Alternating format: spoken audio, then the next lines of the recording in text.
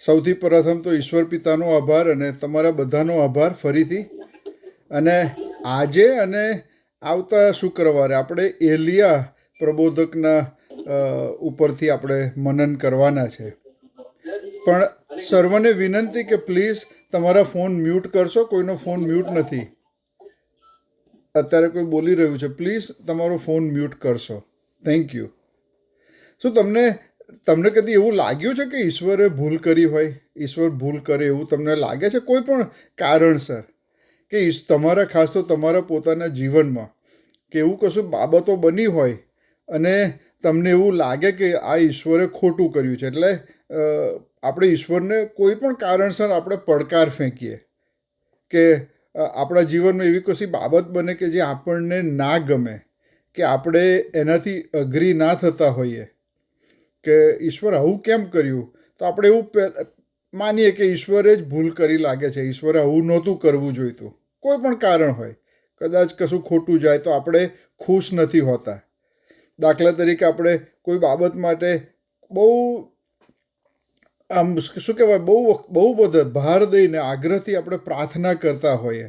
દાખલા તરીકે ઈશ્વર મારે આ ઘર ખરીદવું છે તો મને મદદ કરો, કે આ મારે ગાડી ખરીદવી છે, કે નોકરી ઉપર કે મને આ પોઝિશન પર મને પ્રમોશન મળે, ઈશ્વર પિતા મને મદદ કરો, આને લાયક હું છું, મારી પાસે બધા જ ક્વોલિફિકેશન છે ને એવું બધું, અને પછી આ પોઝિશન પર હું બહુ વખતથી કામ કરી રહ્યો છું ને મારો જ હક છે આ પોઝિશન ઉપર, એટલે પ્રમોશન તો મને મળવું જ જોઈએ ઈશ્વર પિતા, એવું તમે કંઈક કરો. કદાચ એવી આપણી વિનંતી હોય. કદાચ એવું હોય કે આપણો સ્વજન આપણી મધ્યથી ગુજરી ગયા હોય, જો પતિ પત્ની હોય અને જુવાન હોય અને એકનું અચાનક તમને કલ્પના પણ ના હોય ને પછી કોઈનું મૃત્યુ થાય તો બહુ આપણને દુઃખ થાય ને આપણે સમજી શકતા નથી કે ઈશ્વર તમે જરૂર ભૂલ કરી લાગે છે. કદાચ એવું પણ હોય કે કોઈ આપણને ખોટા કારણોસર કોર્ટમાં લઈ જાય અને પછી આપણી ઉપર આપણે કોર્ટમાં જવું પડે ને પેલું કોર્ટ કેસ થાય ને પછી આપણને ગિલ્ટી એ લોકો કહે કે આપણને સજા થાય, અને આપણે એવી બાબતની સજા થાય કે આપણે કશું કર્યું પણ ના હોય ને આપણને બહુ સ્પષ્ટ રીતે ખબર હોય કે આમાં મારો વાંક તો કશાયો નથી, તો ઈશ્વર તમે આવું કેમ થવા દો. એટલે આવું થાય ત્યારે આપણને લાગે ઘણીવાર કે ઈશ્વરે જરૂર ભૂલ કરી લાગે છે. આપણો ઈશ્વર તો ચમત્કાર કરનાર ઈશ્વર છે, રાઈટ? એ જે વસ્તુ આપણે વિચારી પણ ના શકીએ એવી બાબતોમાંથી ઈશ્વર માર્ગ કાઢતા હોય છે. આપણને આપણી ઈચ્છા હોય છે કે ઈશ્વર તમે જે બીજાના જીવનમાં જે ચમત્કારો કરો છો એ મારા જીવનમાં પણ કરો. અને જ્યારે એ ચમત્કાર બીજાના જીવનમાં આપણે જોઈએ છે કે જે આપણા જીવનમાં આપણે ઈચ્છા રાખીએ છીએ અને નથી થતા, તો પણ આપણે એવું માનતા હોઈએ છીએ કે ઈશ્વરે ભૂલ કરી છે. તો આજે આપણે એવી એક બાબત તરફ આજે જોવાના છે. આપણે પ્રાર્થના કરીએ. હે મારા સર્વશક્તિમાન ઈશ્વર પિતા, તમારો ફરીથી ખૂબ આભાર માનીએ છીએ આજના દિવસને માટે, અને આજનું વચન ઈશ્વર પિતા જે તમે આપ્યું છે એ મારા મુખમાંથી ખાલી તમારું જ વચન નીકળે એવી અમે પ્રાર્થના કરીએ છીએ. અમારા દરેકના હૃદયો તમારું વચન સમજવાને અને સ્વીકારવાને કૃપા આપો. આમેન. તો મેં હમણાં શરૂઆતમાં કીધું એ પ્રમાણે આજે અને આવતા શુક્રવારે આપણે એલિયા પ્રબોધકના જીવનમાં શું એક પ્રસંગ બને છે એની ઉપર આજે વિચાર કરવાના છે. તો આજે પહેલો રાજા 17મો અધ્યાય અને 17થી 24મી કલમમાં એક બાબત બને છે, અને એના ઉપર એમાંથી આપણને શું શીખવાનું મળે છે, મને કેવી રીતે એ વચન લાગુ પડે છે, તો એની ઉપર આપણે મનન કરીશું. પણ પહેલો રાજા 17મા અધ્યાયમાં 17થી 24 કલમમાં જઈએ એ પહેલાં એક બેકગ્રાઉન્ડ તમારે જાણવું જરૂરી છે. કદાચ તમને ખબર હશે, પણ જો જેને ખબર ના હોય એના માટે આ જાણવું બહુ જરૂરી છે. એટલે એ બેકગ્રાઉન્ડ કહેવા માટે પહેલો રાજા 17મો અધ્યાય અને 12થી 16 કલમ પહેલાં વાંચીએ. બહુ સીધી સાદી વાત છે, તમને ખબર હશે, કદાચ જો તમને ખબર નહીં હોય ને હું વાંચીશ તો જરૂર તમને તરત ખ્યાલ આવશે કે શું બાબત બને છે. 1 રાજા 17:12-16. અને ત્યારે તે સ્ત્રીએ કહ્યું, તમારા ઈશ્વર યહોવાના જીવના સમ કે મારી પાસે એકેય રોટલી નથી, માત્ર માટલીમાં એક મુઠ્ઠી મેદો અને કુંડીમાં થોડું તેલ છે. અને જુઓ, હું થોડાક લાકડા વીણું છું કે ઘેર જઈને હું મારે માટે તથા મારા દીકરાને માટે તે પકાવું કે અમે તે ખાઈએ અને પછીથી મરી જઈએ. એલિયાએ તેમને કહ્યું કે બીશો નહીં, જઈને તમારા કહેવા પ્રમાણે કરો. તો પણ પહેલાં મારે માટે તેમાંથી એક નાની રોટલી કરીને મારી પાસે અહીં લઈ આવો. પછી તમારા માટે તથા તમારા દીકરાને માટે કરજો. કેમ કે ઇઝરાયેલનો ઈશ્વર યહોવા એમ કહે છે કે જે દિવસે હું ધરતી પર વરસાદ વરસાવીશ ત્યાં સુધી માટલીમાંનો મેદો થઈ રહેશે નહીં અને કુંડીમાંનું તેલ ખૂટી જશે નહીં. અને તેણે જઈને એલિયાના કહેવા પ્રમાણે કર્યું. અને એલિયાએ, તે સ્ત્રીએ તથા તેના ઘરનાએ ઘણા દિવસો સુધી ખાધું. યહોવા પોતાનું જે વચન એલિયા મારફતે બોલ્યા હતા તે પ્રમાણે માટલીમાંનો મેદો થઈ રહ્યો નહીં અને કુંડીમાંનું તેલ ખૂટી ગયું નહીં. આ કદાચ હવે તમને ખ્યાલ આવ્યો હશે કે આ શું બાબત અહીંયા બને છે. એટલે આ જે સ્ત્રી હતી એણે એના જીવનમાં જે બાબત અહીં બને છે એના માટે કેટલું ખુશ થવાની જરૂર હતી. કે જે આપણે 12મી કલમમાં જોયું એમ કે છેલ્લો ખોરાક હતો, એની પાસે એકેય રોટલી હવે વધી નથી, માટલીમાં એક મુઠ્ઠી મેદો અને કુંડીમાં થોડુંક તેલ હતું. અને પછી એ ભોજન ખાય એ ને એનો દીકરો, અને પછી એ મરી જવાના હતા. એવી એમનો પ્લાન હતો, એવી એમની યોજના હતી કે આ છેલ્લું ભોજન, હવે કશું જ છે નહીં મારી પાસે અને હવે હું મરી જઈશ. અને ત્યાં પ્રભુનો સેવક પ્રબોધક એલિયા આવે છે અને એલિયા આ સ્ત્રીને કહે છે કે જે ઈશ્વરે તેને કહ્યું હતું. એટલે પછી આ જે સ્ત્રી હતી એણે જે ઈશ્વરની આજ્ઞા હતી, ઈશ્વરે જે કહ્યું હતું એ પ્રમાણે કર્યું. એણે શું કર્યું કે છેલ્લું એ ભોજન બનાવ્યું અને એમાંથી સૌથી પહેલાં એણે એલિયાને આપ્યું. હવે અહીંયા આપણે જોઈએ છે કે આ સ્ત્રીની જે યોજના પ્રમાણે, આ સ્ત્રીનો જે ખ્યાલ હતો એના પ્રમાણે એનું જે છેલ્લું ભોજન હતું એ ખરેખર હવે પ્રભુ તરફથી એનું પહેલું ભોજન બને છે. તમે કહેશો કેવી રીતે? તો હવેથી એની કુંડીમાંથી કશું, એટલે મેદો કે તેલ ખૂટી જતું નથી અને એના જીવનમાં એવો અજાયબ જેવો ચમત્કાર થાય છે કે ચમત્કાર તો પ્રભુ જ કરે છે. ને કેવો ચમત્કાર કે જે હવે મરવાની વાત કરતી હતી તો ઈશ્વર એને નવું જીવન આપે છે. કેટલું અજાયબ જેવી બાબત! ઈશ્વરે એને વચન આપ્યું કે તું મને ખબર છે કે તું મરી જવા જાય છે કારણ કે તારી પાસે હવે કશું છે નહીં, પણ એમાંથી ઈશ્વર એને કહે છે કે મારા પ્રબોધક માટે તું રોટલી બનાવ, અને પછી એને આપે છે અને પછી તમે ખાઓ. આ સ્ત્રી એ પ્રમાણે કરે છે અને પછી એ મરવાને બદલે ઈશ્વર એને નવું જીવન આપે છે. કેટલો બધો અજાયબ ચમત્કાર! આઈ એમ શ્યોર કે આપણામાંથી દરેક જણ કોઈક ને કોઈક રીતે કહી શકશે કે ઈશ્વરે મારા જીવનમાં અજાયબ ચમત્કાર કર્યો છે. મારા જીવનમાં તો કર્યો છે. આઈ નો ઘણા ચમત્કારો ઈશ્વરે કર્યા છે કે જેને હું સમજી નથી શકતો કે ઈશ્વર તમે કેટલા દયાળુ છો. અને મને ખાતરી છે કે દરેક જણ જે મને સાંભળી રહ્યા છે કહી શકશે કે ઈશ્વરે તમારા જીવનોમાં પણ કંઈક ને કંઈક એવા ચમત્કાર કર્યા છે કે જે તમે કલ્પી શકતા નહીં હોય. ઈશ્વર આપણને ઘણા બધા આશીર્વાદો આપે છે અને એવી રીતે આપે છે કે આપણે પોતાની સમજમાં સમજી શકતા નથી. કદાચ હું એ સ્ત્રીની જગ્યાએ હોત તો એલિયાને કીધું હોત કે ભાઈ તું મારી પાસે શું માગે છે? આટલું મને તો ખાવા દે, મને શાંતિથી મરવા દે, હવે કશું મારી પાસે રહ્યું નથી. કદાચ ના પણ આપ્યું હોત, કદાચ આપ્યું હોત, મને ખબર નથી. કદાચ આપણામાંથી દરેક જણ, કદાચ વી ડોન્ટ નો કે આપણે શું કર્યું હોત. પણ જ્યારે ઈશ્વરની આજ્ઞામાં આપણે છેલ્લી ઘડીએ આપણને એવું લાગે કે કોઈ આશા નથી, પણ જ્યારે આપણે ઈશ્વરની આજ્ઞામાં રહીએ છીએ ત્યારે ઈશ્વર આપણું એ છેલ્લું ભોજન, એ નવા જીવનનું, નવા ચમત્કારનું પહેલું ભોજન બનાવતા હોય છે. અને ઈશ્વર ખૂબ ખૂબ અજાયબ રીતે આશીર્વાદો આપ્યા જ કરે છે. કેટલી અજાયબ જેવું બાબત! આ સ્ત્રી કેટલી શું કહેવાય, કેટલી ખુશ હશે, કેટલી આશીર્વાદિત કહેવાય કે ઈશ્વરનો ચમત્કાર એના જીવનમાં એ પોતે જુએ છે. આપણે પણ દરેક જણે ઈશ્વરનો ચમત્કાર આપણા જીવનમાં જોયો છે, કોઈ શક નથી. અને આપણે જ્યારે ઈશ્વર આપણા જીવનમાં ચમત્કાર કરે છે તો આપણે ખૂબ ખુશ થઈ જતા હોઈએ છીએ, રાઈટ? કેવો ચમત્કાર! ઘણા બધા બાબતો રીતે હોય. દાખલા તરીકે નોકરી ઉપર આપણે જોઈએ કે આપણે ધાર્યું પણ ના હોય ને આપણને પ્રમોશન મળે, આપણું રિવ્યૂ થાય ને કે ચલો તમને હું પ્રમોશન આપું છું.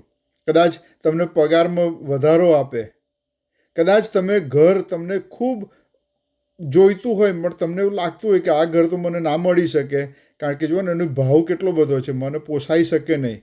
અને એવું અનએક્સપેક્ટેડ ઈશ્વર તમારા જીવનમાં કામ કરે કે તમે જે ઘરની ઈચ્છા રાખતા હતા એ તમને મળે, તો તમે ખુશ થઈએ આપણે. કદાચ તમે જુવાન હોય ને તમે તમારા જીવનસાથીની પસંદગી કરી રહ્યા હોય, તમને ખબર નથી, અને જો તમને એવી સ્ત્રી કે એવો પતિ મળે કે તમને ખૂબ આનંદ આવે કે આ તો કેવું ઈશ્વરની બીક રાખનારું પાત્ર છે, તો કેટલો આશીર્વાદ આપણા જીવનમાં, આપણે ખૂબ ખુશ થઈ જઈએ છીએ. અને આ જે આશીર્વાદો છે એ આપણે માણીએ છીએ. We enjoy this blessings. અને પછી આપણે એવી બાબતોમાં પડી જઈએ છીએ કે આપણે પહેલાં તો એવું જ માનીએ છીએ કે ઈશ્વર કદી આવા આશીર્વાદો મારી પાસેથી લઈ લેશે નહીં. તમારા નવા હસબન્ડ અને વાઈફ કદાચ રિટાયર થયા હોય ને જુવાન ઉંમરે, અને કીધું હોય કે ચલો હવે આપણે રિટાયર થઈને શાંતિથી જીવન જીવીશું, આપણા બાળકો પણ હવે પરવારી ગયા છે, આપણી પાસે પણ ઘણી જિંદગી બાકી છે, અને આપણે સુંદર રીતે હવે જીવન જીવીશું, એવી આપણી ઈચ્છા હોય.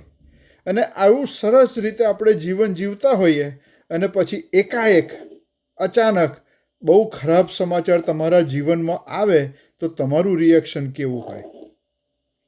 કે આખી ઈશ્વરે મારા જીવનમાં અજાયબ ચમત્કાર કર્યો, મને મરણમાંથી તો બચાવી, એટલું જ નહીં કે બચાવ્યો એટલું જ નહીં, પણ આશીર્વાદો ઉપર આશીર્વાદો ઈશ્વર આપે છે, હું ખુશ છું, અને એકાએક બધું સરસ જઈ રહ્યું છે સ્મૂધલી, અને એકાએક એવી ખરાબ બાબત આપણા જીવનમાં બને તો આપણું રિએક્શન કેવું હોય?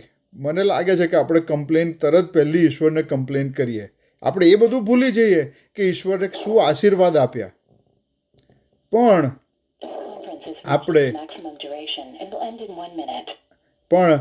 આપણે પછી દુઃખી થઈ જઈએ છીએ, અને પછી આપણે શું કરીએ છીએ તો કમ્પ્લેન કરતા હોઈએ છીએ. આ તમે સાંભળ્યું, જો 1 મિનિટમાં બંધ થઈ જશે ત્યારે પછી ફરીથી આપણે પાછા આવીશું. પણ જ્યાં સુધી બોલાશે ત્યાં સુધી હું બોલીશ કે ઈશ્વર કેટલો અજાયબ ઈશ્વર છે. અને ઈશ્વર જ્યારે આપણને આશીર્વાદો આપે છે ત્યારે આપણી નજર આશીર્વાદ તરફ ના હોવી જોઈએ, પણ આપણું ધ્યાન ઈશ્વર તરફ હોવું જોઈએ. આપણો આશીર્વાદ જે ઈશ્વર આપે છે એને આપણે ઈશ્વર ના બનાવી દઈએ. દાખલા તરીકે જે ઘર આપણને ઈશ્વરે આપ્યું, તો પછી આપણે ઈશ્વરને ભૂલી ના જઈએ. આપણે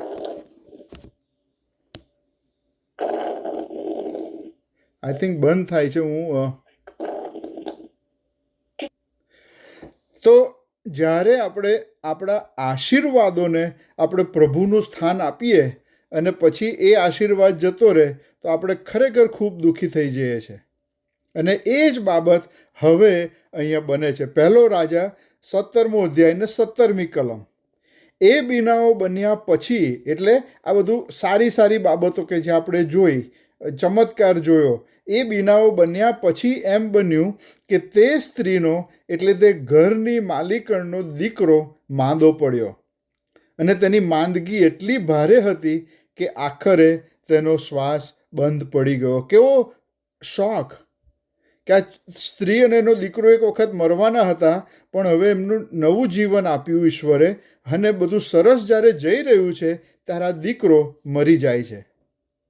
વેઇટ અ મિનિટ, આપણે શું કહીશું કે લા ઈશ્વર, આ તમે હમણાં તો મારા દીકરાનું ને મારું જીવન બચાવ્યું. 12મી કલમમાં જોયું એ પ્રમાણે કે અમે તો હવે મરવાના હતા. છેલ્લું ભોજન અમે બનાવી રહ્યા હતા મારા ને દીકરાને માટે, અને એ સમયે તમે અમને બચાવ્યા, મારા દીકરાને બચાવ્યો. દરરોજ અમને ખૂબ કદી ખૂટે નહીં એટલું ખાવાનું તમે અમને પૂરું પાડ્યું. અમારા જીવનમાં ચમત્કાર કર્યો, તમે અમને ખવડાવ્યું, અને હવે મારા દીકરાને તમે કેવી રીતે લઈ શકો? એવો સવાલ આપણને જ થાય. અને આ સ્ત્રીને પણ એ જ સવાલ થાય છે કે આ દીકરો માદો પડે છે અને એટલો સિરિયસ થઈ જાય છે કે એનું મૃત્યુ થાય છે. બહુ સખત શોખ, સુંદર રીતે ગાડી ચાલી રહી છે અને પછી એકાએક પાટા ઉપરથી ગાડી ઉથલી પડે છે. શું તમારા જીવનમાં આવું કશી બાબત બની હશે ખરી? મને ચોક્કસ ખાતરી છે કે કોઈક ને કોઈક તો એવું હશે જ. આપણે ઘણું સાંભળ્યું છે કે ખૂબ તમે કોઈની ઉપર પ્રેમ કરો છો. કદાચ તમારો બાળક હોય, તમારા પતિ હોય, તમારી પત્ની હોય, કોઈ પણ હોય, સરસ રીતે તમારી યોજનાઓ બધી ચાલી રહી છે કે હવે આમ કરીશું, અને પછી અચાનક એ વ્યક્તિ કે જેની ઉપર તમે પ્રેમ કરો છો, બધું સરસ ચાલે છે, એનું મૃત્યુ થાય. આ જ બાબત આ સ્ત્રીના જીવનમાં બને છે. અને આ સ્ત્રીને હવે પ્રોબ્લેમ થાય છે. પહેલાં ખુશ હતી, હવે ખુશ નથી. એટલે એલિયાની સાથે વાત કરે છે. 18મી કલમ. તે સ્ત્રીએ એલિયાને કહ્યું કે હે ઈશ્વર ભક્ત, તમારે મારી વિરુદ્ધ શું છે? શું તમે મારા અપરાધનું સ્મરણ કરાવવા તથા મારા દીકરાને મારી નાખવા માટે મારી પાસે આવ્યા છો? વાવ, કેટલું સ્ટ્રોંગ સ્ટેટમેન્ટ. આ સ્ત્રી ખૂબ દુઃખી છે. ખુશ હતી અને હવે એકાએક ખૂબ દુઃખી થઈ જાય છે. અને હવે પહેલાં તો એલિયાની ઉપર ખુશ હશે, કારણ કે એલિયાના કારણે એની પાસે ખૂટે નહીં એટલું અનાજ હતું, એટલું લોટ હતો ને તેલ હતું. પણ હવે એ જ એલિયાને શું કહે છે કે મારે ને તારે શું?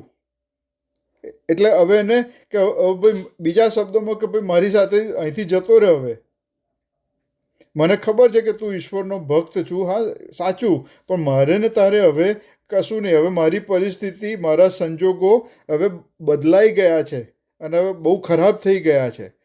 અને એ કહે છે કે મારા પાપને કારણે આ બધું મારી ઉપર આવ્યું છે. એટલે અહીંયા બહુ મોટું શિક્ષણ આપણને શીખવાનું મળે છે કે આ સ્ત્રી એવું માને છે કે એ પોતાના પાપને કારણે ઈશ્વરે એની ઉપર પાપની સજા આપી રહ્યા છે. એવી એની થિયોલોજી છે. આપણામાંથી ઘણા કેટલી વખત એવું માનતા હોઈએ છે. જો આપણે, અને આ તો બહુ સાચી બાબત છે, દુઃખની બાબત છે પણ સાચી બાબત છે, કે જો આપણે કોઈકના ઘરમાં જોઈએ કે કોઈ પરિસ્થિતિ, કોઈ મુશ્કેલી આવે તો આપણે પહેલું શું કહેતા હોઈએ છીએ કે હા જો ને, આ વ્યક્તિ એ જ દાવની છે, કારણ કે એણે ઈશ્વરથી કેટલો દૂર કે કેટલી દૂર આ વ્યક્તિ છે. જો ને એના મા બાપને સારી રીતે રાખી શકતી નથી, કે જો ને આ તો એના ભાઈ બહેન, એની પતિ, કોઈ પણ આપણે સગાઈ હોય કે એની, અને આ એ જ દાવનો છે ને એના કારણે જ આની ઉપર ઈશ્વરે દુઃખ મોકલ્યું. આવું આપણે પહેલું આપણું રિએક્શન હોય છે જો કોઈ વ્યક્તિ આપણે ઓળખીએ એના જીવનમાં કોઈ અચાનક કોઈ ખરાબ બાબત બને ત્યારે. સાચું એ નથી, પણ એવી આપણી થિયોલોજી હોય છે કે ઈશ્વર આપણને સજા કરતા હોય છે કે હું કેવા પાપમાં છું, મેં કેવો અપરાધ કર્યો. કેમ એવું વિચારે છે? કારણ કે એના જીવનમાં જે બીના બને છે, જેનો દીકરો ઈશ્વર એની પાસેથી લઈ જાય છે ત્યારે. એટલે આ સ્ત્રી ઓફકોર્સ એ ખોટી હોય છે, પણ એવું માને છે કે એના પાપને કારણે એનો દીકરો એની પાસેથી ઈશ્વરે લઈ લીધો. હા, એક વસ્તુ છે કે, અને એ સત્ય છે કે એનો દીકરો જીવતો નથી. એ વસ્તુ સાચી છે, પણ પોતાની સમજમાં, અને આ શૈતાનની કુયુક્તિ હોય છે કે તમારા પાપ તમને યાદ કરાવે અને તમારા પાપને તમને ગિલ્ટી ફીલ કરાવે કે તમે આ પાપના લીધે જ આવું બધું તમારી ઉપર થાય છે. સત્ય એ છે કે એનો દીકરો નથી, પણ એની થિયોલોજી અહીંયા ખોટી છે. બહુ મોટું શિક્ષણ જે એ છે કે તમારા સંજોગો જોઈને તમે ઈશ્વર કેવો છે એ નક્કી ના કરો. જો તમે ખૂબ તમારા સંજોગો સારા હોય તો ઈશ્વર સારો, તમારા સંજોગો ખરાબ હોય તો ઈશ્વર ખરાબ, એવું આપણે જો તમે વિચારતા હોય, માનતા હોય, તો મહેરબાની કરીને એ ખોટી થિયોલોજી આપણે એ શૈતાન આપણને ખોટું ભરમાવી રહ્યો છે. તમારા જે સંજોગો છે એના ઉપરથી એવું નક્કી ના કરો કે ઈશ્વર કેવો છે, પણ ઈશ્વર દરેક બાબતને, ઈશ્વરની કાબૂમાં દરેક બાબત છે એ આપણે ખાસ માનીએ કે સંજોગો ગમે તેવા હોય પણ ઈશ્વરના કાબૂમાં બધું છે. એટલે God is controlling everything in my life. Don't allow your circumstances to determine your theology. પણ તમારો ઈશ્વર કેવો અજાયબ છે કે જેના હાથમાં દરેક વસ્તુનું નિયંત્રણ છે. એ સત્ય બાબત છે. બહુ આ અઘરી બાબત નથી સમજવાને માટે, પણ બહુ અગત્યની જરૂર છે. Let's keep it simple. આપણે કશું જે થઈ રહ્યું છે એને ઇગ્નોર નથી કરતા. દીકરો બીમાર હતો ને હવે મરી ગયો છે, એ સાચી વાત છે. પણ જે સાચી વાત નથી એ કે સંજોગો પ્રમાણે ઈશ્વર નથી, પણ ઈશ્વર હંમેશા તમને તમારી પર પ્રેમ કરે છે અને ઈશ્વરના કાબૂમાં દરેક વસ્તુ છે એ આપણે ખાસ યાદ રાખીએ. પણ શૈતાન આપણને શું ભરમાવતો હોય છે દર વખતે કે તમારા પાપને કારણે જ તમારી ઉપર બધી ખરાબ બાબતો આવે, ને પછી એવું આપણે વિચારીએ એટલે આપણને ઈશ્વર ઉપર ગુસ્સો આવે. એ સ્વાભાવિક છે. પણ આ ખાસ યાદ રાખીએ કે ઈશ્વર તો મહાન છે જ. આપણે ઈશ્વર વિશે ગમે તે વિચારીએ એનાથી ઈશ્વર બદલાતો નથી. ઈશ્વર તો જે છે એ જ છે. એ દયાળુ છે, આપણી ઉપર પ્રેમ કરે છે, આપણને અનંત જીવન આપે છે, એમાં કોઈ શક નથી. તો વાલાઓ, શૈતાન આપણને ભરમાવી ન જાય એનું આપણે ખાસ ધ્યાન રાખીએ. આ સ્ત્રીની આગળ એના પાપો એની આગળ આવી રહ્યા છે અને પછી અહીંયા કશુંક બને છે. એલિયા એને જવાબ આપે છે. 19મી કલમ, 1 રાજા 17 અને 19. એલિયાએ તેને કીધું કે તમારો દીકરો મને આપો. એલિયાએ છોકરાને સ્ત્રીની ગોદમાંથી લીધો અને જે ઓરડીમાં પોતે રહેતો હતો ત્યાં તેને માળ પર લઈ જઈને પોતાના પલંગ પર સુવાડ્યો. બહુ અગત્યની બાબત અહીં સમજવા જેવી છે કે અહીંયા આપણે જોઈએ છે કે સ્ત્રી એ માતા અત્યારે દુઃખમાં છે અને અહીંયા આ દેવનો પ્રબોધક, દેવનો માણસ, ઈશ્વરનો માણસ એલિયા એ કહે છે કે મને તમારો દીકરો આપો.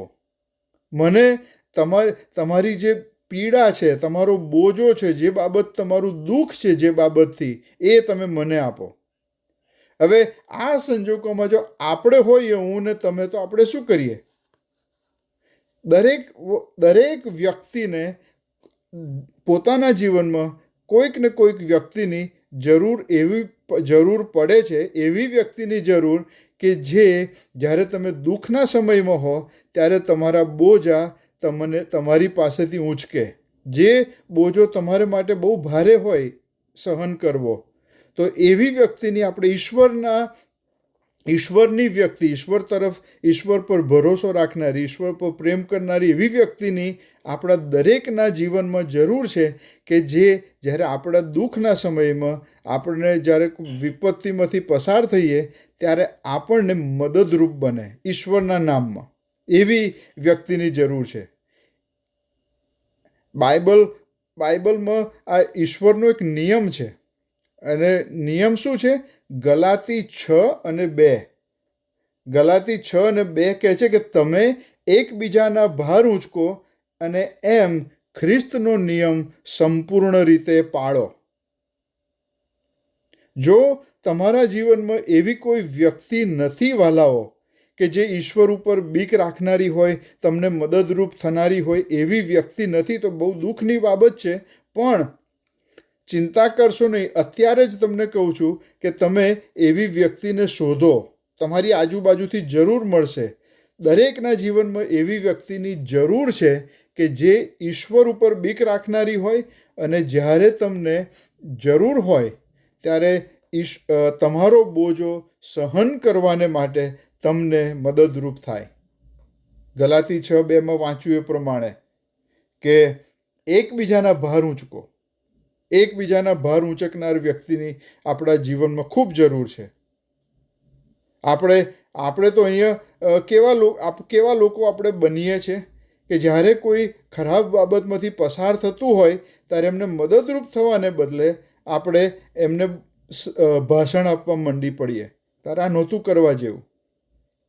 આજે ઈશ્વરના બાળકો છે એમાં આપણે 2 જાતના એક્સ્ટ્રીમ લોકો હોય છે.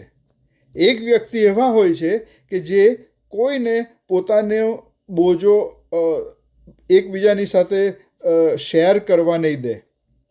દાખલા તરીકે હું મારી વાત કરું અને આ ઉદાહરણ તરીકે કહું છું, આ સાચું નથી પણ ઉદાહરણ તરીકે, કે જો એવી વ્યક્તિ હું છું કે મને મારા જીવનમાં જો કશી ખરાબ બાબત બને, મને ઈશ્વરની જરૂર હોય, હું કોઈ બહુ અઘરા સમયમાંથી પસાર થઈ રહ્યો હોય તો હું કોઈની જોડે શેર ના કરું, પણ હું પોતે જ મારે પાસે જ રાખું કે ના મારે કોઈની સાથે શેર કરવું નથી. તો વાલાઓ, જો એવા વ્યક્તિ તમે હોય તો આપણે આપણી આંખ ખોલવાની જરૂર છે કે આપણે પોતાની ઉપર બોજો પોતાની સાથે ના રાખીએ. જો આપણે બીજાની સાથે શેર કરીશું તો જ આપણે એકબીજાનો ભાર સહન કરી શકીશું. અને બીજી એક્સ્ટ્રીમમાં કેવા હોય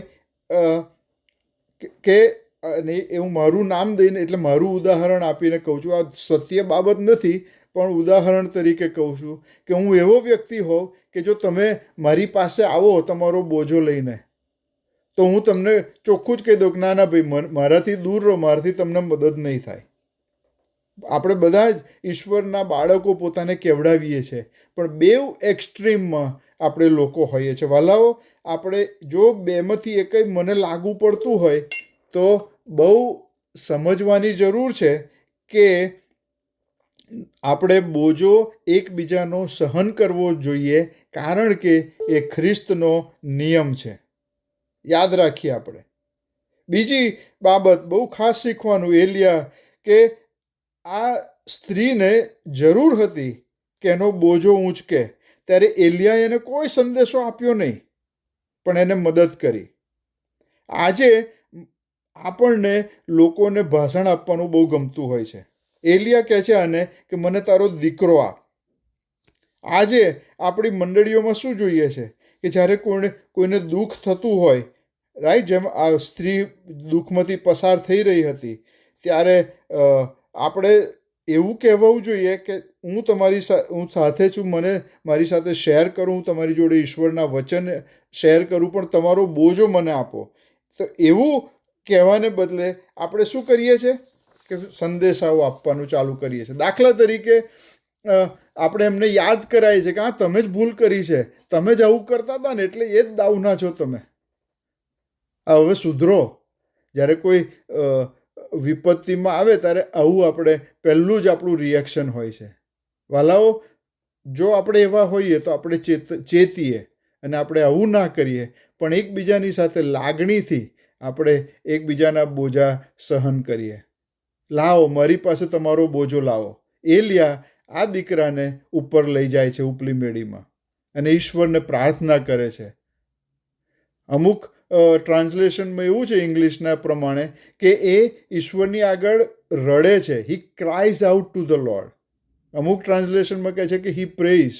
અમુક ટ્રાન્સલેશનમાં કહે છે he cries out to the Lord. આપણે જોઈએ અહીંયા 20મી કલમમાં શું કહે છે કે યહોવાને, એટલે એલિયાએ, અને તેણે યહોવાને વિનંતી કરી કે હે ઈશ્વર યહોવા, જે વિધવાને ત્યાં હું ઉતરેલો છું તેના દીકરાને મારી નાખીને તેના પર તમે આપત્તિ લાવ્યા કે? એટલે એલિયા આ સ્ત્રી પાસેથી એનો પ્રોબ્લેમ લઈ લે છે, બરાબર? અને પછી લોકોની આગળ વાતો કરવાને બદલે એ પ્રાર્થના કરે છે ઈશ્વરની આગળ. પ્રાર્થના એટલે શું? પ્રાર્થના એટલે આપણે ઈશ્વરને કહીએ છીએ કે ઈશ્વર, હું તૈયાર છું, તમે મારા જીવનમાં કંઈ કરો, હું તૈયાર છું. આપણે ઈશ્વરને કહીએ છીએ કે ઈશ્વર, મારા જીવનમાં અત્યારે તારા ચમત્કારની જરૂર છે, મને તારી ખૂબ જરૂર છે. આપણે દિલથી ઈશ્વરને બોલાવીએ અને ત્યારે ઈશ્વર આપણું સાંભળે પણ છે. અહીંયા એલિયા આ દીકરાને લઈને ઈશ્વરની આગળ પ્રાર્થના કરે છે. આપણે કોઈ વ્યક્તિ આપણી પાસે આવે પ્રાર્થના કરવાને માટે કે ભાઈ મારા માટે પ્રાર્થના કરજો, તો આપણે શું કરીએ છીએ? હા કરીશું પ્રાર્થના, કે પછી ઈશ્વરની પાસે ખરેખર એ સમસ્યા મારી પોતાની સમસ્યા છે એ રીતે લઈને આપણે ઈશ્વરની આગળ વિનંતી કરીએ છીએ? એવું કરીએ છીએ કે આ પેલું ઉપર છેલ્લી કહેવા પેલા ભાઈને કે બહેનને સારું લાગે માટે હા પ્રાર્થના કરીશ તમારા માટે.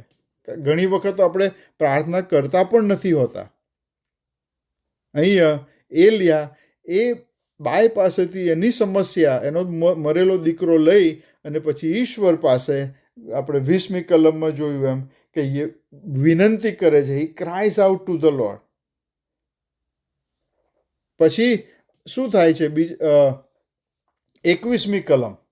અને પછી તેણે છોકરા પર 3 વખત લાંબા થઈને યહોવાને વિનંતી કરી. 3 વખત લાંબા થઈને યહોવાને વિનંતી કરી, હે મારા ઈશ્વર યહોવા, કૃપા કરીને આ છોકરાનો જીવ એનામાં પાછો આવવા દો. 3 વખત એ પ્રાર્થના કરે છે. એ કહે છે કે આ બોજો હું લઉં છું, મારો બોજો છે. સૌથી પહેલાં દીકરાને લીધો ત્યારે એણે દીકરો પોતાનો બોજો હવે બને છે એલિયા માટે. બીજી બાબત, અહીંયા પ્રાર્થના કરે છે ઈશ્વરને કે તે આ થવા દીધું.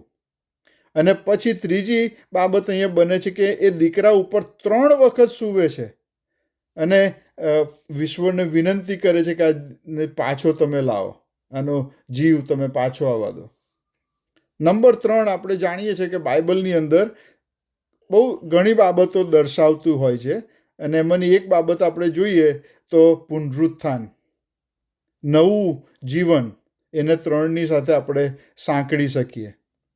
આ દીકરાની ઉપર એલિયા સૂવે છે કારણ કે અહીંયા દીકરો મરેલો છે, મૃત્યુ પામેલો છે. એનામાં કોઈ જીવન નથી આ દીકરાનામાં. અને આપણે જાણીએ છીએ કે કોઈ પણ વ્યક્તિ મરેલી વ્યક્તિને પોતાની શક્તિમાં જીવન લાવી શકે નહીં. આપણે જાણીએ છીએ આ દીકરામાં શ્વાસ નથી, આપણે જાણીએ છીએ. પણ આપણે એ પણ જાણીએ છીએ કે એલિયા અહીંયા પુનરુત્થાન માગી રહ્યા છે આ દીકરાને માટે. દીકરાને માટે મરણમાંથી સજીવન કરવા માટેની વાત અહીંયા એલિયા ઈશ્વર પાસે માગી રહ્યા છે. સવાલ થાય કે એલિયા 3 વખત આ દીકરા ઉપર કે જે મરી ગયેલો છે તો એની પર કેમ સૂઈ અને પછી એના માટે એ જીવનમાં પાછો આવે અને એનામાં જીવન પાછું આવે એના માટે કેમ પ્રાર્થના કરે છે? એટલે મારી સમજ પ્રમાણે એલિયા ઈશ્વરને પ્રાર્થના કરે છે કે આ દીકરાને જીવન આપો, આ દીકરાના શ્વાસ પાછા આપો. મારી સમજ પ્રમાણે એલિયા કહે છે કે મારી પાસે મારું જીવન છે, મારી પાસે મારો શ્વાસ છે. હવે હું આ દીકરા ઉપર સૂઈ જઉં છું અને મારો શ્વાસ તમે આ દીકરાની ઉપર મૂકો, મારું જીવન તમે આ દીકરાને આપો, તો આ દીકરો એની અંદર જીવન પાછું આવે. આપણે જીવનમાં એવી વ્યક્તિની આપણે જરૂર હોય છે કે જે ખાલી આપણા માટે પ્રાર્થના કરે એટલું જ નહીં, પણ આપણે જ્યારે કોઈ પ્રોબ્લેમમાં હોઈએ તો એનો ઉકેલ લાવવામાં પણ મદદ કરે. કે જે પોતાનો આપણી સમસ્યા, આપણો પ્રોબ્લેમ એ પોતાનો પ્રોબ્લેમ બનાવી અને પછી આપણને મદદરૂપ થાય કે કેવી રીતે આને મદદરૂપ બની શકું. એ ખરેખરી પ્રાર્થના કહેવાય. એક દાખલો આપું કે મારે ઘર ખરીદવું છે અને મારે લોનની જરૂર છે અને મને લોન મળતી નથી, તો હું બિપિન અંકલને કહું કે બિપિન અંકલ મારા માટે પ્રાર્થના કરજો કે મને લોન મળે. અને બિપિન અંકલ એમ કે હા હું તારા માટે પ્રાર્થના કરીશ. અને બિપિન અંકલ પ્રાર્થના બી કરે મારા માટે કે હા ઈશ્વર આશીષને બધું લોન મળી જાય એવું કરજો. પણ એ પ્રાર્થના શા કામની? બિપિન અંકલે શું કરવું જોઈએ કે આશીષ તને લોન નથી મળતી, ચલ હું તારી પાસે આવીશ અને હું કોસાઇન કરીશ તારા માટે. એટલું તો કરી શકાય આપણાથી. જ્યારે એવું વાત બને ત્યારે કહેવાય કે હા, જો આ વ્યક્તિ બિપિન અંકલ મારી પર એટલો પ્રેમ કરે છે કે ઈશ્વરના નામમાં વિશ્વાસ મૂકે છે મારી ઉપર, અને મને મદદરૂપ તો થવા માટે એ કાર્ય કરે છે. બાઇબલમાં જે લખ્યું છે કે કરણી વગરનો વિશ્વાસ એ મરેલો વિશ્વાસ છે. અને this is what it means here. કે જેમ શરીર આત્મા, યાકૂબ 2:26, જેમ શરીર આત્મા વગર નિર્જીવ છે તેમ વિશ્વાસ પણ કરણીઓ વગર નિર્જીવ છે. જો વાલાઓ, તમે ઉપર છેલ્લેથી કોઈને કહેતા હોય કે હું તમારા માટે પ્રાર્થના કરીશ ને આમ કરીશ ને તેમ કરીશ, પણ તમે કોઈને મદદરૂપ જે બની શકો અને એ નથી બનતા, તો એ બધું તમારે કહેવું નકામું છે. ખાસ યાદ રાખીએ, આપણે ખ્રિસ્તનો નિયમ છે કે આપણે એકબીજાના ભાર ઊંચકીએ, આપણે એકબીજાને મદદરૂપ થઈએ, ગમે તે સંજોગો હોય. ભલે ને મારે મારું ઘર વેચી નાખવું પડે, પણ એનાથી જો તમને ઘર મળતું હોય તો મારે એ હદ સુધી તમને મદદરૂપ થવા જવું પડે, એવું આ ઈશ્વરનો નિયમ કહે છે. અને વાલા, હું ઈશ્વરના નિયમ પ્રમાણે ચાલીશ તો ઈશ્વર કદી મને છોડી દેશે ખરો? ઈશ્વર મને મારી પાસેથી ઘર જવા દેશે ખરું? એ આપણો ઈશ્વર પરનો વિશ્વાસ બતાવે છે. અને લેટ અસ સે કે હું તમને મદદ કરવાને બદલે મારું ઘર ગયું અને હું ઈશ્વરના નામમાં તમને મદદ કરું છું, તો એ પણ યાદ રાખીએ કે ઈશ્વરે મારા માટે ઘણું સારું ઘર બીજું મૂકી રાખ્યું છે એમની યોજનામાં, અને એના કારણે આ મારું ઘર ગયું. એવો મારો વિશ્વાસ હોવો જોઈએ. ખાલી ઈશ્વર વિશે વાતો મોઢાથી કરવી એટલું જરૂરી નથી.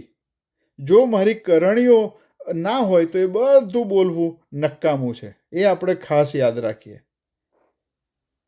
આપણે ઘણી બધી પ્રેયર રિક્વેસ્ટો આવતી હોય છે અને આપણે બધાને તરત જવા આ વોટ્સએપ ઉપર કે હું તમારા માટે પ્રાર્થના કરીશ, હું બીમાર છું, પ્રાર્થના કરીશ, હા હું અત્યારે બહાર જઉં છું, પ્રાર્થના કરીશ.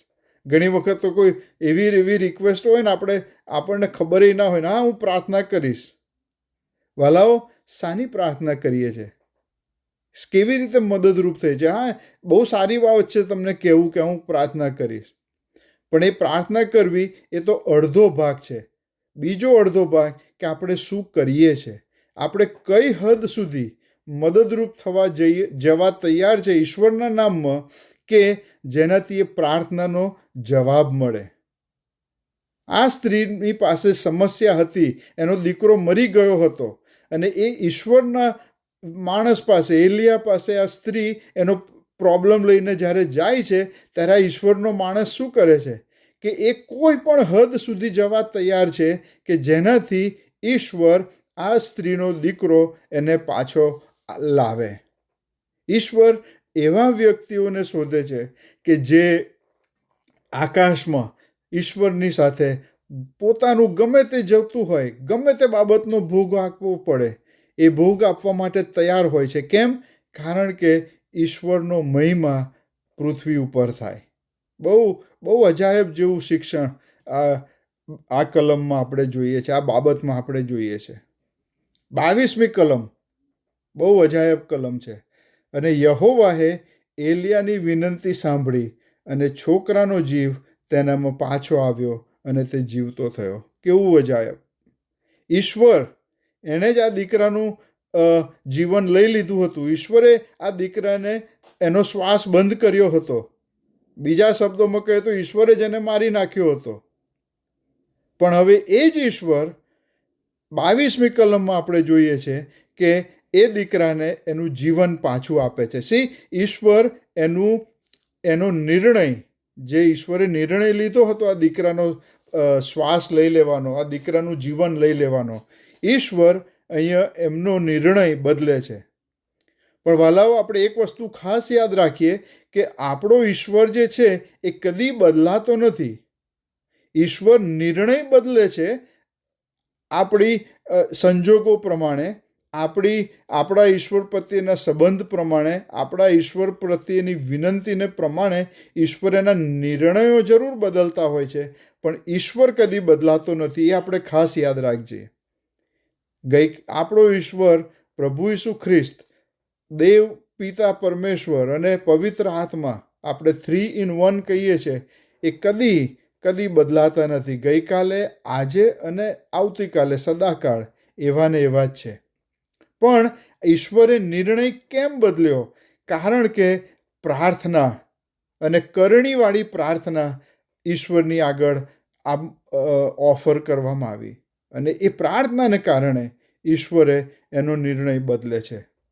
બાઇબલમાં આપણે ઘણા ઉદાહરણો જોઈએ છે. આપણે સૌથી પહેલી બાબત, આપણે હિઝકિયા રાજાની બાબત આપણના મગજમાં પહેલી જ આવે કે યશાયા પ્રબોધકે તો એને કીધું હતું કે હવે મરવાનો છે, અને જ્યારે હિઝકિયા રાજા પસ્તાવો કરે છે, રડીને પસ્તાવો કરે છે, ત્યારે ઈશ્વર એને 15 વર્ષ એના જીવનમાં ઉમેરી આપે છે.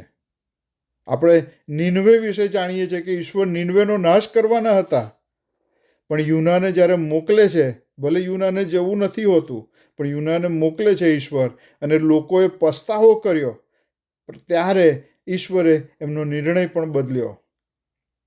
આપણે પણ ઈશ્વરને કહીએ, ઈશ્વર કદી બદલાતા નથી, યાદ રાખીએ, પણ આપણે જો પસ્તાવાથી પ્રાર્થના કરીએ તો ઈશ્વર એમનો નિર્ણય જરૂર બદલતા હોય છે. આપણો ઈશ્વર હંમેશા એક જ છે, પણ ઈશ્વર નથી બદલાતો. એ આપણે બહુ અગત્યનું છે. નિર્ણય બદલે, પણ ઈશ્વર કદી બદલાતો નથી. પણ નિર્ણય ક્યારે બદલે? જ્યારે આપણે પસ્તાવો કરીએ, ઈશ્વર પાસે માફી માગીએ અને પાપથી ફરીએ, ત્યારે ઈશ્વર જરૂર આપણને કહે છે. આપણે ઈશ્વરને જ્યારે કહીએ છીએ કે ઈશ્વર, હું નિર્ણય લઉં છું, મારો નિર્ણય બદલું છું, અને હું મારા જૂનાપણામાંથી નીકળીને હવે નવો વ્યક્તિ બનું છું, અને હવે હું નવું વ્યક્તિ થયો છું, હવે હું નવી ઉત્પત્તિ છું, જેવું આપણે ઈશ્વરને કહીએ છીએ, ત્યારે ઈશ્વર પણ આપણને કહે છે કે શાબાશ મારા દીકરા, શાબાશ મારી દીકરી. ઈશ્વર ખુશ થાય છે, અને પછી ઈશ્વર પણ જ્યારે ખુશ થાય છે, ત્યારે ઈશ્વર એનો નિર્ણય આપણા માટે બદલતા હોય છે. પણ વાલાઓ, યાદ રાખીએ કે જો હું એ જ ઈશ્વર, પણ જો ઈશ્વરને હું આજ્ઞાંકિત નથી, તો પછી મારે એક દિવસે એમનો ન્યાયકાળના દિવસે ઊભા રહેવાનું છે. એ પણ સત્ય છે. ઈશ્વરે કીધું છે કે હું તમને માફી આપીશ, પણ જ્યાં સુધી આપણું જીવન છે ત્યાં સુધી આપણને તક છે. પણ આપણે જો પાપમાં જાણી જોઈને જીવ્યા કરીશું, તો પછી આપણો નાશ પણ આપણે પોતે જ નક્કી કરેલો છે, એ પ્રમાણે થવાનો છે. પસ્તાવો બહુ અગત્યની બાબત છે. અને ઈશ્વર કેટલો વિશ્વાસુ છે. મેં કીધું એમ કે ઈશ્વર કદી બદલાતો નથી, કારણ કે ઈશ્વર કહે છે કે હું તમને માફ કરીશ જો તમે મારી પાસે પસ્તાવો કરશો તો.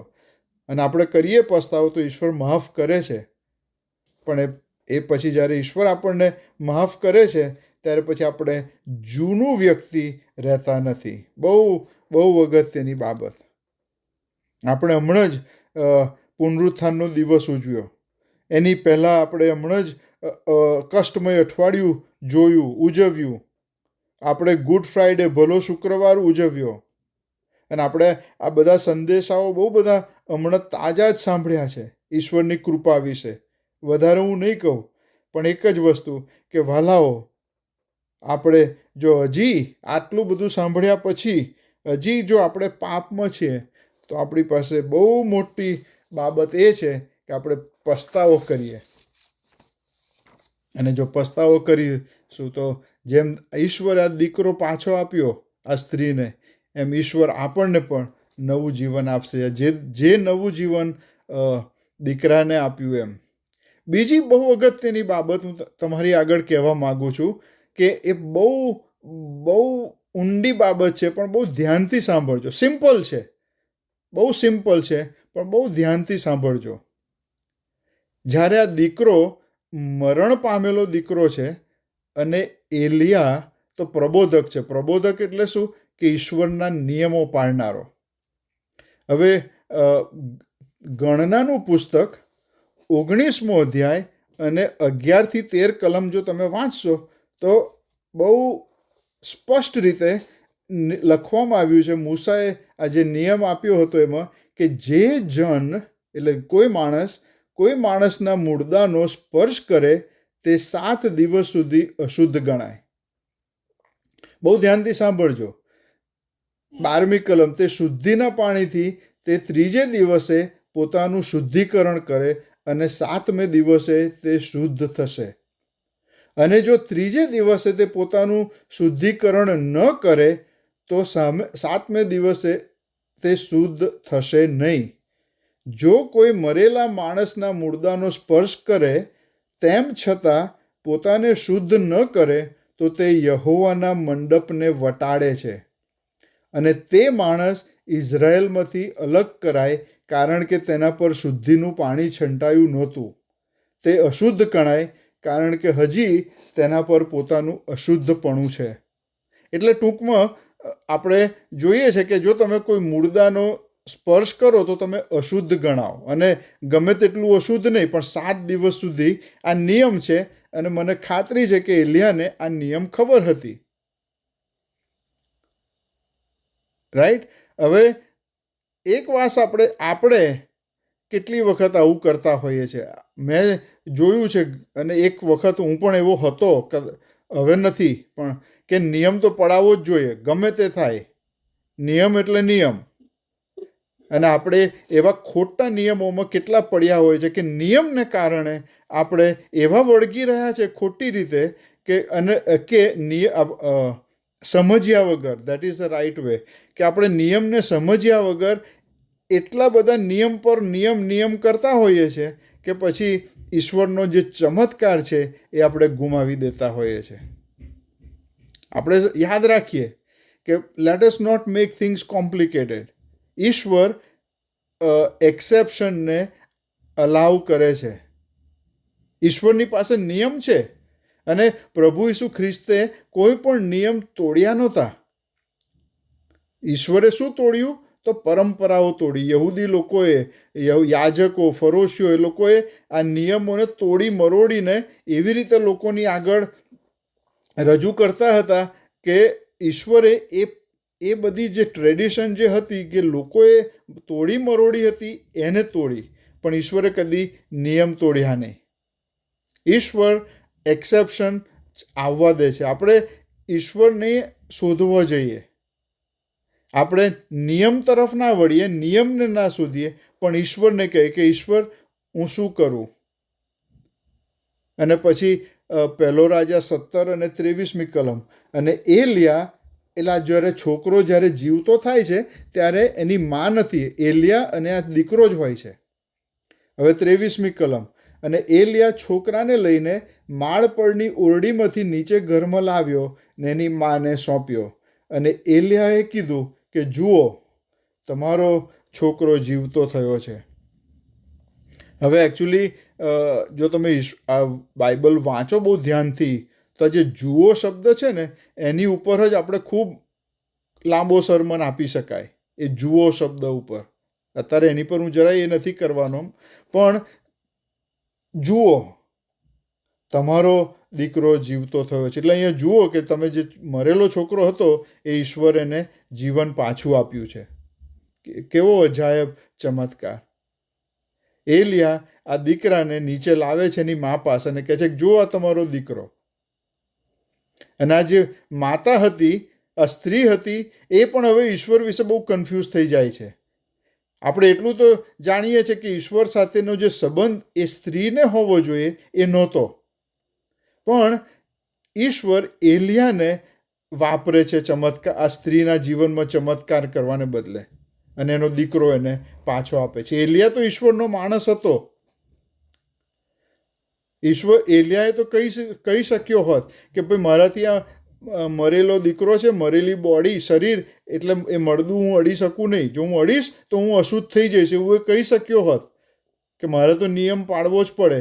પણ જ્યારે એણે નિયમના બદલે ઈશ્વર તરફ જોયું કે ઈશ્વરનો જે ચમત્કાર ઈશ્વર કરવાના છે, એને એલિયાને તો ઈશ્વર પર ભરોસો હતો, અને જો ઈશ્વરનો જે ચમત્કાર અહીંયા ગુમાવી શક્યા હોત. આપણે કેટલી વખત આવી રીતે આવી બાબતોમાં પડીએ છીએ? વાલાઓ, મારું વર્તન કેવું છે? હું કેટલી વખત આવી બાબતોમાં પડું છું? બહુ ચેતવણીની બાબત છે. એટલે એલિયા અહીંયા નિયમ પ્રમાણે નહીં, પણ ઈશ્વરની કૃપા અને ઈશ્વરના પ્રેમ પ્રમાણે અહીંયા વર્તે છે. વાલાઓ, જ્યારે નિયમ અને ઈશ્વરના પ્રેમ વચ્ચે જો પસંદગી કરવાની આવે તો હંમેશા ઈશ્વરનો પ્રેમ અને ઈશ્વરની કૃપાની પસંદગી કરજો. અને જો એમ કરીશું આપણે તો ઈશ્વરનો ચમત્કાર જરૂર જોઈ શકીશું. પણ ખાલી નિયમને જ વળગી રહીશું અને પ્રેમ અને કૃપાને ત્યાગ કરીશું તો આપણે ચમત્કાર ગુમાવીશું, એમાં કોઈ શક નથી. અને પછી શું થાય છે? 24મી કલમ કે તે સ્ત્રીએ એલિયાને કહ્યું કે હવે હું જાણું છું કે તમે ઈશ્વર ભક્ત છો ને તમારા મુખમાં યહોવાનું વચન જે છે એ સત્ય છે. હમણાં થોડી કલમ પહેલાં જ, એટલે 12મી કલમમાં જ આપણે જોઈએ છે કે ઈશ્વરને આ એલિયા કહે છે કે સ્ત્રી કહે છે કે એલિયા ઈશ્વરનો માણસ છે. અને પછી શું બાબત બને છે કે થોડા સમય પછી જ્યારે એના જીવનમાં ચમત્કાર થાય છે ને એને ખાવાનું મળ્યા કરે છે અનલિમિટેડ, ખૂબ ખુશ હોય છે. અને જ્યારે દીકરો એનો જતો રહે છે ત્યારે ખૂબ ગુસ્સે થઈ જાય છે ઈશ્વર ઉપર. આ ઈશ્વરના માણસને પણ ઘરમાંથી કાઢી મૂકવા તૈયાર થાય છે. આપણે કેટલી વાર એવું કરીએ છીએ કે ઈશ્વર આપણા જીવનમાં ચમત્કાર કરે છે, આપણને અજાયબ જેવી બાબતો આપ્યા કરે છે, પણ કશીક બાબત એવી બને કે આપણે બધું ભૂલી જઈએ છીએ. એ ચમત્કાર ભૂલી જઈએ છીએ કે ઈશ્વરે મને ખવડાવ્યું, અત્યાર સુધી જીવતો રાખ્યો, જીવતી રાખી, એ બધું ભૂલી જઈએ છીએ. અને પછી કશીક બાબત બને, ઈશ્વર તું કેવો છું? આવું આપણે કેટલી વાર આવું કરીએ છીએ. અને છેલ્લી બાબત હું તમને કહી અને બંધ કરીશ, અને એ કે આ જે ચમત્કાર જે છે એ બાઇબલની અંદર પહેલો ચમત્કાર છે કે જ્યાં આપણે પુનરુત્થાન જોઈએ છે. એલિયા તો ઈશ્વરનો માણસ હતો. એણે જો પાછળ જોયું હોય તો એણે તો કદી માની શક્યો ના હોત કે ઈશ્વર કદી મરેલી વ્યક્તિને જીવન આપી શકે છે. કારણ કે એલિયા આ પહેલો ચમત્કાર છે મરણમાંથી સજીવન થવાનો. આની પહેલાં કદી બાઇબલમાં આવું બન્યું નથી. પણ એલિયા શું કરે છે? ઈશ્વરનો બાળક તરીકે, ઈશ્વરનો સેવક તરીકે એવું બધી બાબતો નથી જોતો કે ભૂતકાળમાં નથી થયું એટલે હવે નહીં થાય. ઈશ્વર પાસે માગણી કરે છે કે અને તમે જીવન આપો. વાલાઓ, આપણે પણ ઈશ્વરના બાળક તરીકે ભૂતકાળ તરફ ના જોઈએ કે ઈશ્વરે કદી કશું કર્યું નથી આ વિષય ઉપર એટલે અશક્ય છે. ઈશ્વરને કશું અશક્ય નથી, ઈશ્વરને સઘળું શક્ય છે. એલિયા જોઈ શક્યો હોત કે અત્યાર સુધી તો કોઈ મરેલી વ્યક્તિ પાછી આવી નથી, એટલે એને તો વિચાર પણ ના આવે કે હું ઈશ્વર પાસે જીવન માગું. આજે આપણે કહી શકીએ કારણ કે આપણે ઘણા ઉદાહરણો જોયા છે કે મરણમાંથી વ્યક્તિ સજીવન થાય છે. પણ આ એલિયાના સમયમાં કોઈ એવું ઇતિહાસમાં થયું નહોતું. વાલાઓ, આપણે પણ કદી પોતાની જાતને નિયંત્રણમાં ના મૂકીએ, લિમિટમાં ના મૂકીએ. ઈશ્વર ગમે તે કરી શકે છે. ઈશ્વરને કશું અશક્ય નથી, એ યાદ રાખીએ. અને આપણે ઈશ્વરના બાળકો તરીકે આપણે ક્યાં છે? આપણે સ્ત્રીની જેમ છે કે બધું ભૂલી જઈએ છીએ? કે એલિયાની જેમ કે ઈશ્વર તમે ગમે તે હદ સુધી આપણે જવા તૈયાર થઈએ જેનાથી ઈશ્વરનો મહિમા બીજા વ્યક્તિના જીવનમાં આવે. આમેન. Thank you.